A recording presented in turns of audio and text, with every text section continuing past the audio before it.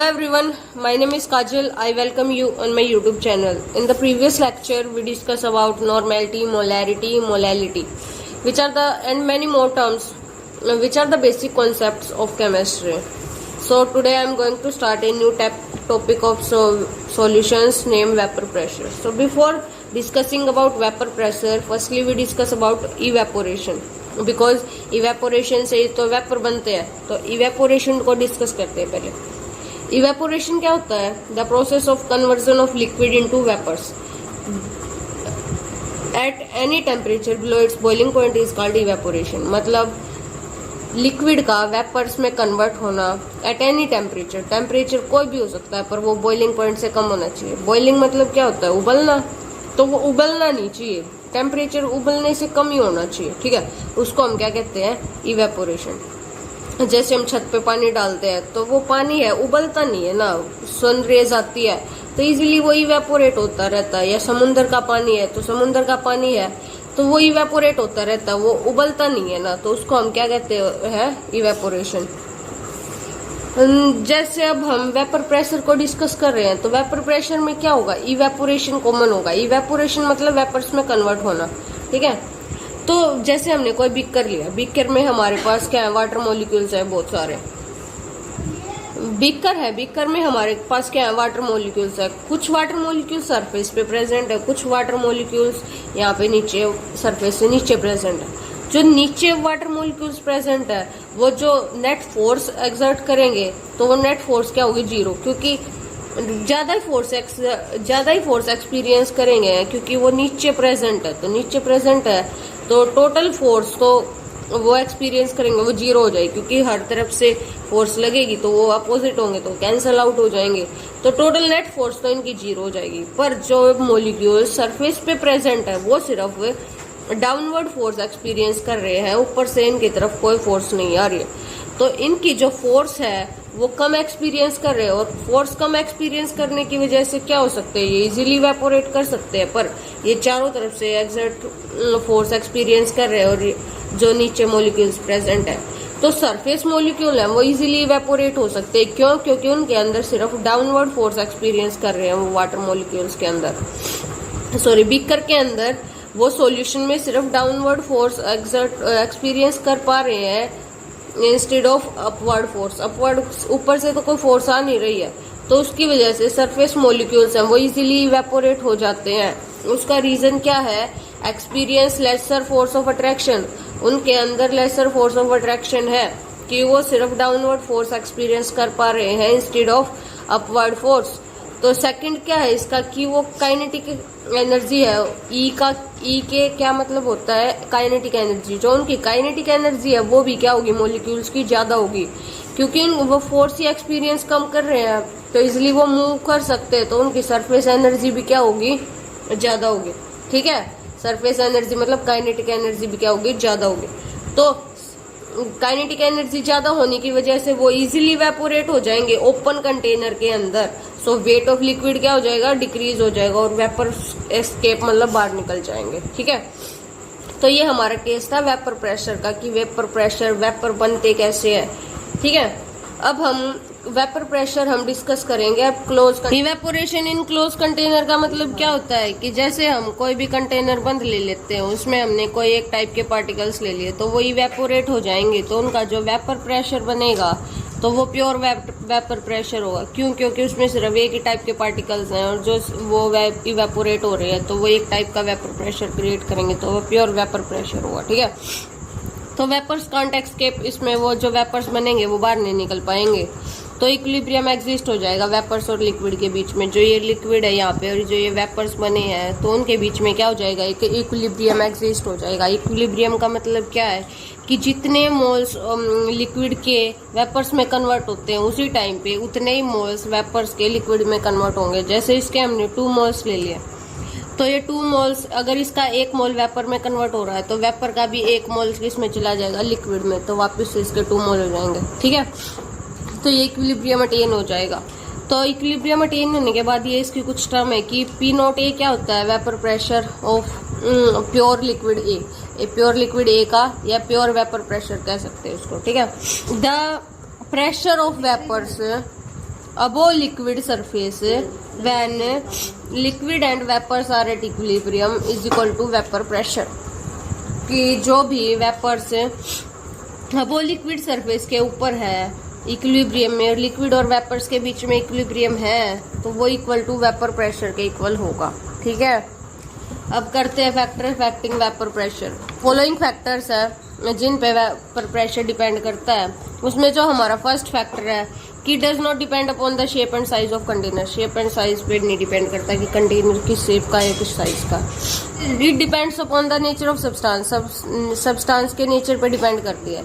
जैसे हमने H2O ले लिया, वाटर ले लिया, उसमें अंदर क्या हो जाती है हाइड्रोजन बॉन्डिंग। हाइड्रोजन बॉन्डिंग होने के कारण वो वेपर्स नहीं बना पाएंगे इजीली, तो उसका जो वेपर प्रेशर है वो क्या हो जाएगा, बिल्कुल कम। इथेनॉल है, उनके अंदर भी हाइड्रोजन बॉन्डिंग हो जाएगी, पर इथेनॉल के अंदर हाइड्रोजन बॉन्डिंग कम होगी as comparison to water. Water के अंदर ज़्यादा हाइड्रोजन बॉन्डिंग होगी।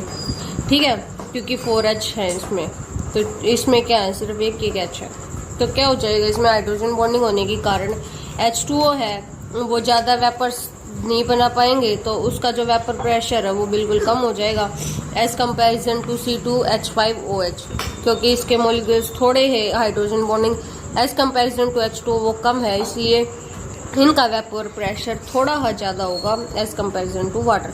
तो वेपर प्रेशर इनवर्सली प्रोपोर्शनल होता है, inversely proportional to force of attraction between the molecules. जितनी ज़्यादा फोर्स ऑफ अट्रैक्शन मॉलिक्यूल्स के बीच में होगी उतना वेपर प्रेशर कम होगा। ठीक है, अब मैंने कुछ एग्जांपल ले रखे हैं, जैसे इथेनॉल, ग्लाइकोल, ग्लिसरॉल। ग्लिसरॉल में 3 कार्बन और 3 OH बॉन्ड है, तो इसमें तो ज़्यादा हाइड्रोजन बॉन्डिंग होगी मैक्सिमम।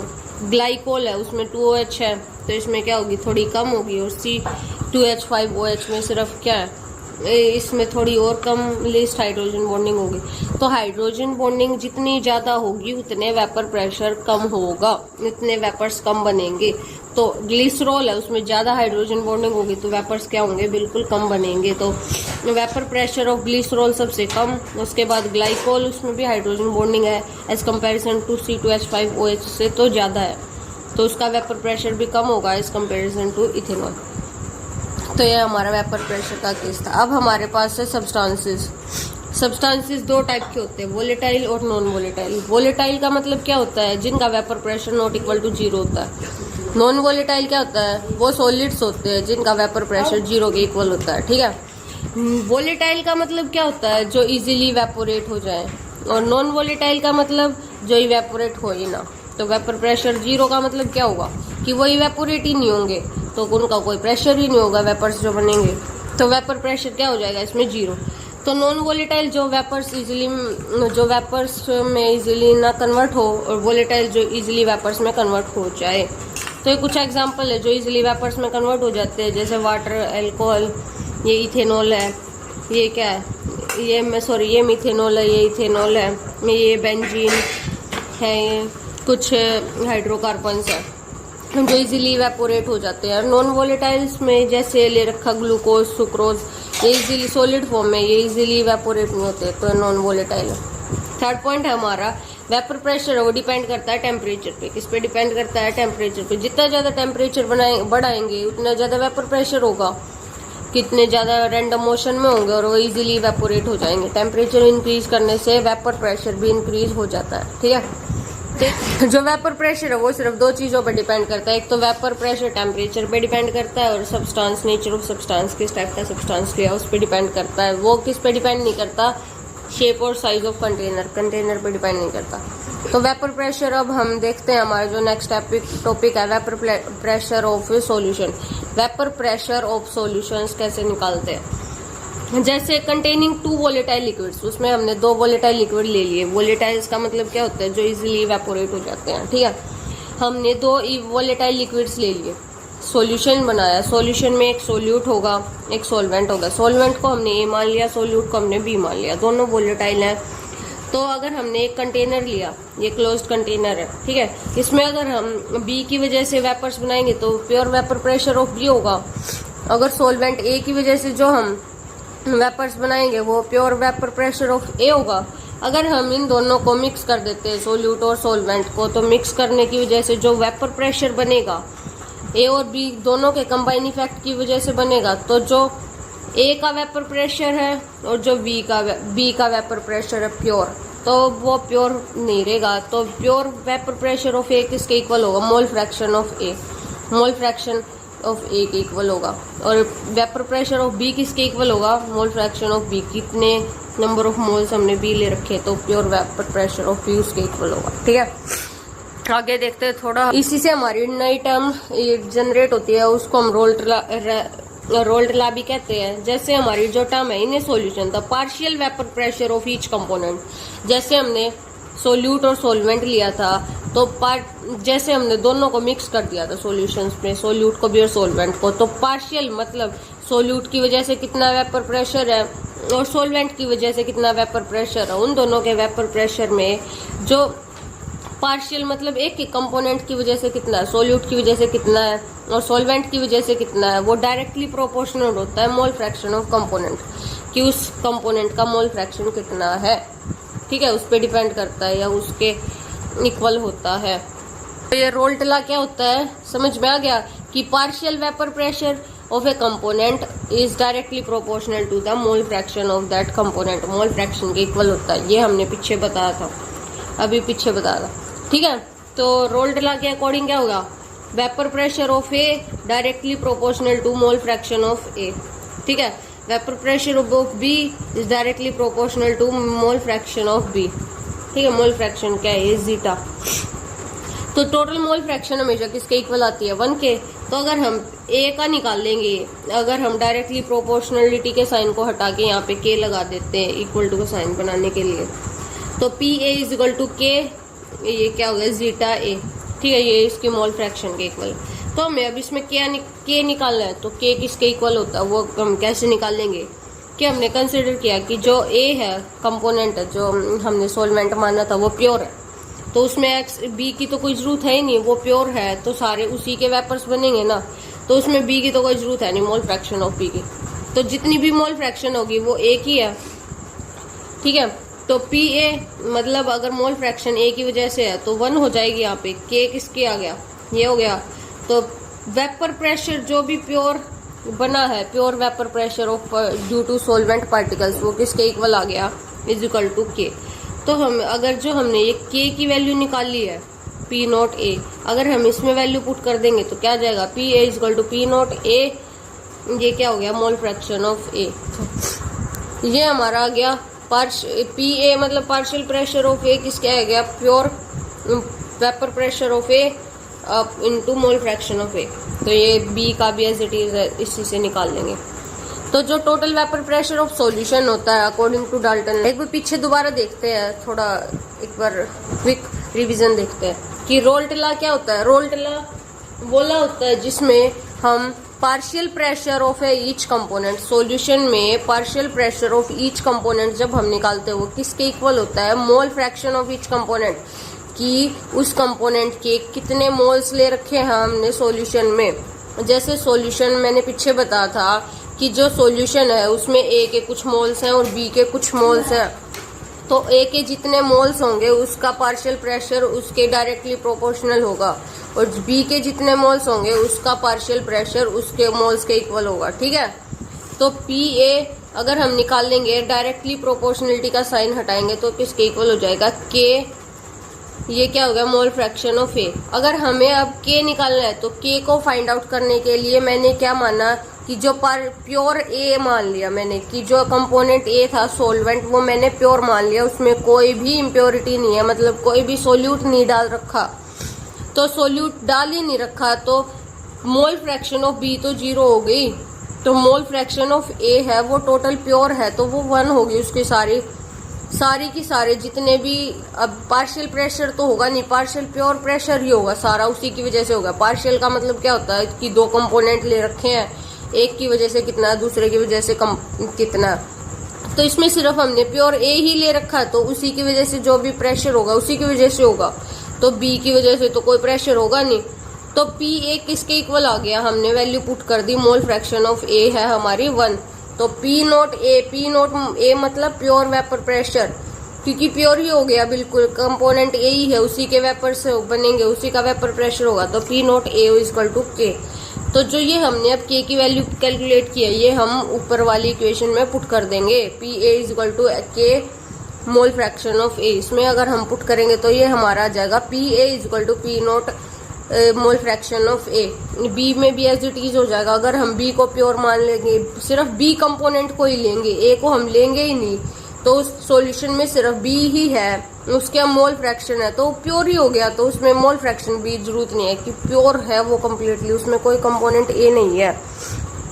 तो उसी की वजह से वेपर्स बनेंगे, तो उसी के प्योर वेपर प्रेशर होगा, तो वो हो गया पी नॉट पी।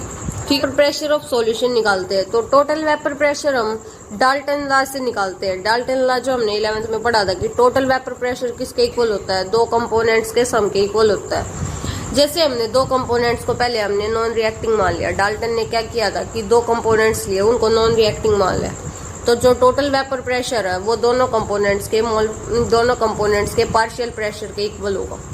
तो टोटल वेपर प्रेशर है partial pressure of A plus partial pressure of B, जो हमने वैल्यू अभी कैलकुलेट की है तो वो हम इसमें पुट कर देंगे, तो ये इसके इक्वल हो जाएगा। तो ये अकॉर्डिंग टू डाल्टन्स लॉ हमने टोटल वेपर प्रेशर कैलकुलेट किया। तो और जो पी नॉट ए है, मतलब pure vapour pressure of B और pure vapour pressure of A, हमें एक्सपेरिमेंटली नोन होगा, वो कांस्टेंट होगी, वो वेरी नहीं करेगी। ठीक है, अब एक एग्जांपल लेके देखते हैं इससे रिलेटेड। ये एग्जांपल है, चलो देखते हैं। जैसे if 0.7 gram benzene C6H6 and 0.9 gram of toluene are mixed, इन दोनों को हम टॉल्यूइन को और बेंजीन को मिक्स कर देते हैं। Find the partial pressure of benzene and toluene. तो पार्शियल वेपर प्रेशर बताना है, पी ए का कितना होगा और पी बी का कितना होगा। तो मतलब पी ए मतलब बेंजीन, पी बी मतलब टॉल्यूइन। ठीक है, तो इसको बेंजीन ही कहते हैं, पी ए की जगह पी बेंजीन और पी टॉल्यूइन। ठीक है, पार्शियल ये हमारा प्योर वेपर प्रेशर है। जो ये हमारा पी नॉट बी बेंजीन है, मतलब मैंने बताया था पीछे कि ये है वेरी नहीं होता, ये कांस्टेंट होता है। तो इसकी वैल्यू हमें गिवन है 400 mmHg। इसकी क्या दे रखे टॉल्यूइन की 200 mmHg।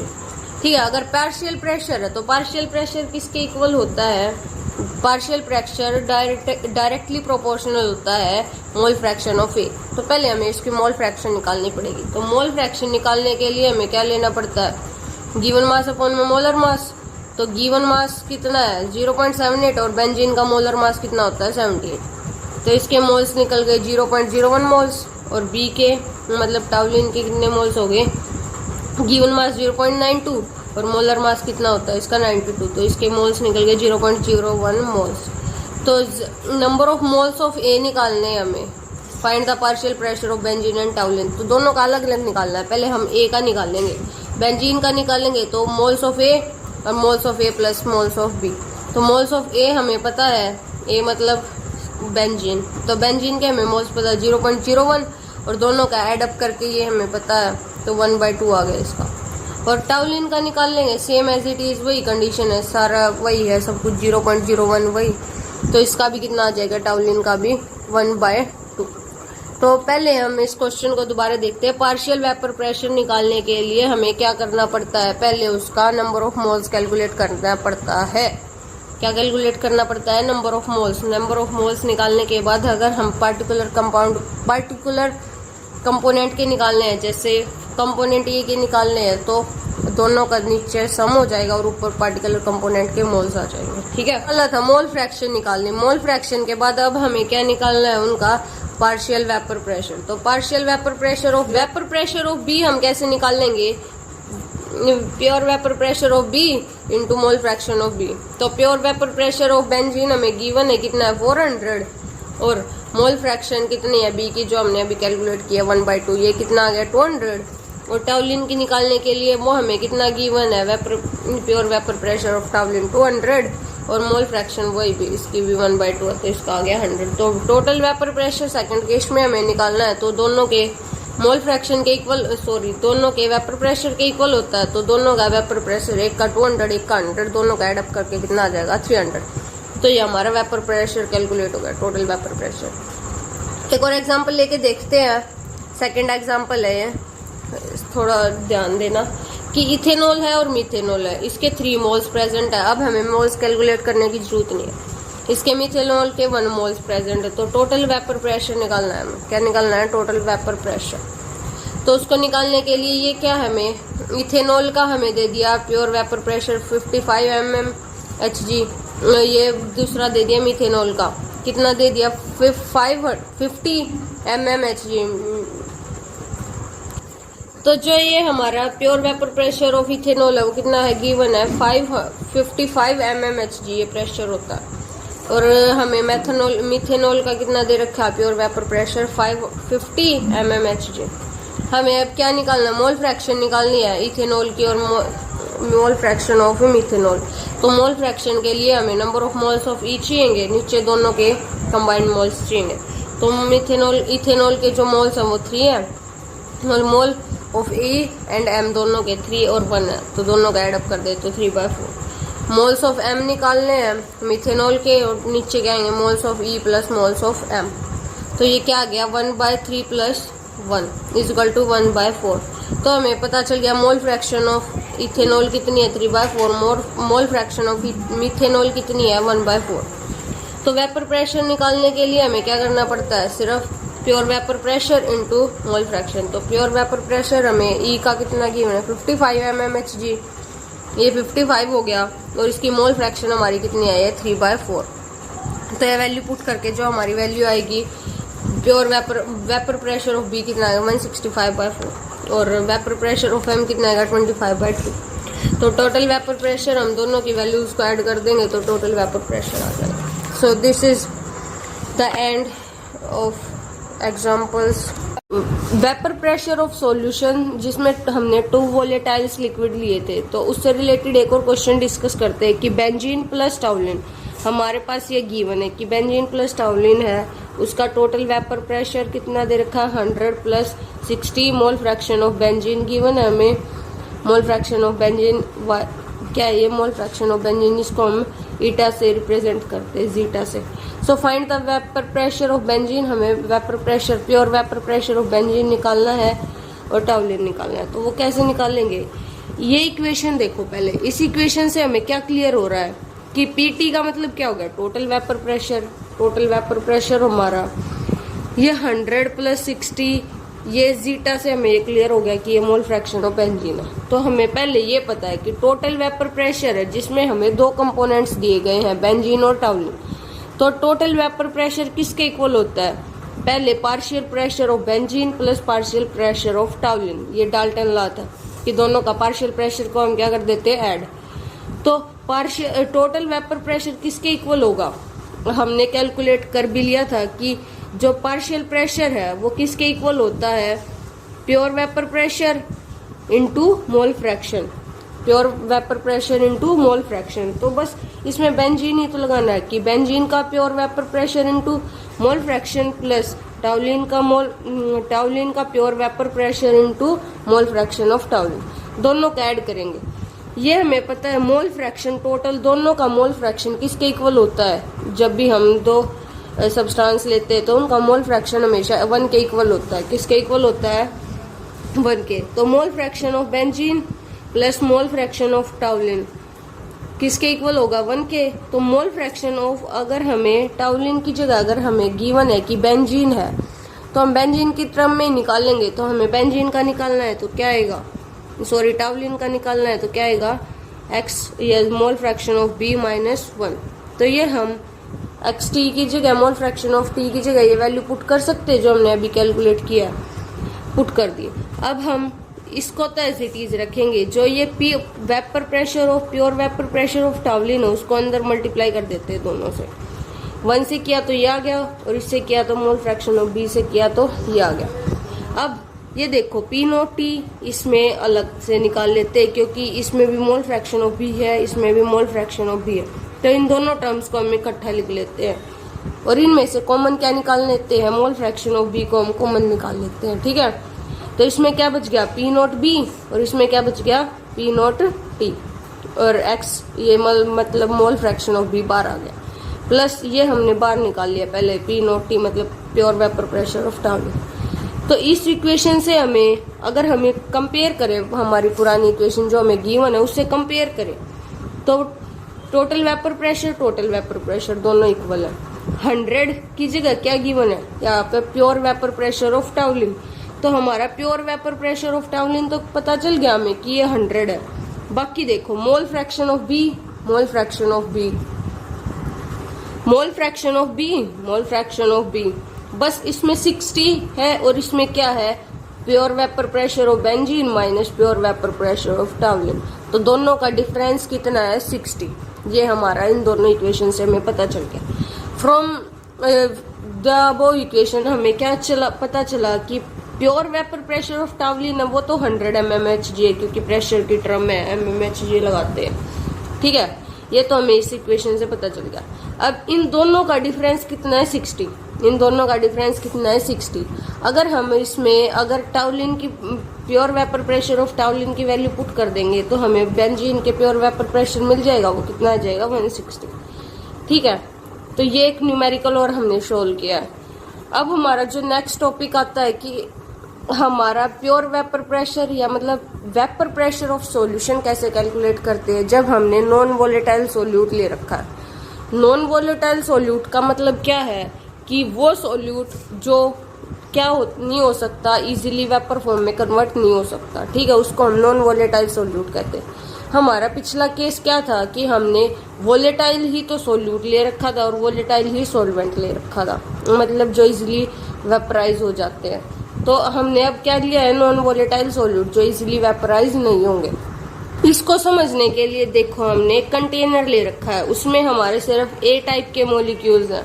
ठीक है, जो इजीली वोलेटाइल है, मतलब जो इजीली वेपर फॉर्म में कन्वर्ट हो सकते हैं, ऐसा सॉल्वेंट ले रखा है। तो वेपराइज हो जाएगा, तो उसकी वजह से जो सिर्फ एक पार्टिकल्स की वजह से या एक टाइप के पार्टिकल्स की वजह से जो वेपर बनता है प्योर वेपर प्रेशर होता है। तो प्योर वेपर प्रेशर ऑफ ए हो गया। यहाँ पे बी है, बी वो क्या है, सोल्यूट ले रखा हमने। सोल्यूट क्या लिया है, वो भी नॉन वोलेटाइल जो इजीली वेपराइज नहीं होता। हमने इन दोनों को मिक्स किया, सॉल्यूशन बना दिया। सॉल्यूशन बनाने के बाद हमें पता है कि ए है वो इजीली वेपराइज हो जाएगा, पर जो बी है वो नॉन वोलेटाइल है, वो कन्वर्ट ही नहीं होगा वेपर्स में।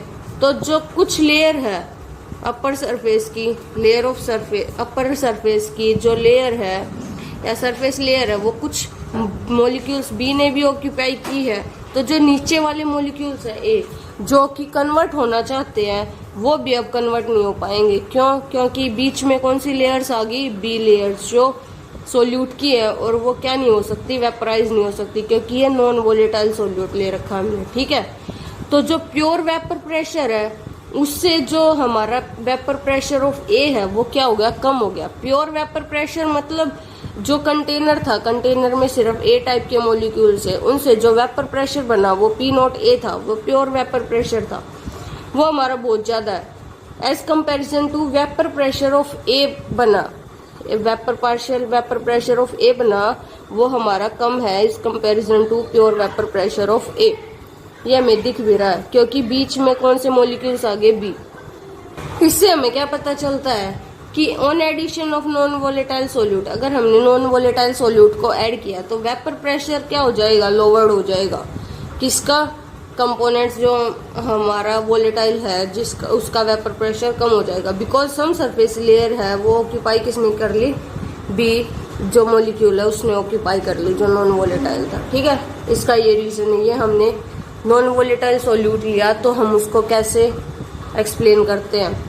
अब हम इससे एक रोल्ट लॉ को कैसे डिराइव करते हैं या कितना वेपर प्रेशर लो हुआ उसको कैसे कैलकुलेट करते हैं वो देखते हैं कि कितना वेपर प्रेशर लो होगा अगर हमें नॉन वोलेटाइल सोल्यूट लेते हैं। तो इसके लिए ये पता है हमें vapour pressure partial pressure of A वो किसके डायरेक्टली प्रोपोर्शनल होता है, क्योंकि मोल फ्रैक्शन कितनी ले रखी है हमने सॉल्यूशन में, मोल फ्रैक्शन ऑफ ए।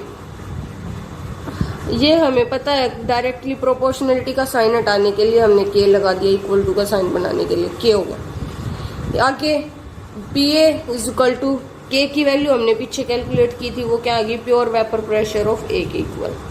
आगे क्या है, P A is equal to P0A, मतलब pure vapour pressure of A. X A को हमें पता है कि mole fraction of A plus mole fraction of B, या दोनों कंपोनेंट्स की मिला के 1 की इक्वल होती है। तो हमारी ए की वजह से हमारी कितनी आएगी, 1 माइनस बी। ठीक ठीक है, 1 माइनस बी, तो हमारी ए की मोल फ्रैक्शन निकल जाएगी। बी की टर्म्स में निकाल रहे कितना लोवर्ड होगा, तो P A is equal to pure vapour pressure of A, इसको हम दोनों से मल्टीप्लाई कर देते हैं, तो पी ए आ गया, पी नॉट ए 1 से किया तो बी से किया तो क्या आ गया, पी ए नॉट मतलब pure vapour pressure of A into mole fraction of B. इससे हमें पी ए वाली टर्म्स को अलग निकाल लेते और इसको अलग, तो ये वहां पे जाके प्लस का हो गया और ये यहाँ पे आके माइनस का हो गया। ठीक है, तो जो ये हुआ प्योर वेपर प्रेशर से वेपर प्रेशर, जो हम क्या है, ये पार्शियल वेपर प्रेशर है, ये डिक्रीज हुआ, दिख रहा है हमें difference of pure vapour pressure and the partial vapour pressure.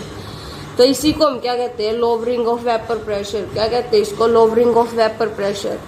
तो हमें अगर हम इससे मोल फ्रैक्शन ऑफ बी निकालना चाहेंगे कि कितनी मोल फ्रैक्शन है सॉल्यूशन में, तो एक्स बी, तो प्योर वेपर प्रेशर ये यहाँ पे मल्टीप्लाई में, तो यहाँ पे आ जाएगा डिवाइड में। तो ये क्या होगा, relative lowering in vapour pressure, हमारी लोवरिंग कितनी हुई वेपर प्रेशर की, इससे हमें ये पता चलता है। ठीक है, so this is the end of the lecture vapour pressure. I hope you understand the lecture very well. Thank you for watching and please like, share and subscribe my videos more and more. Thank you.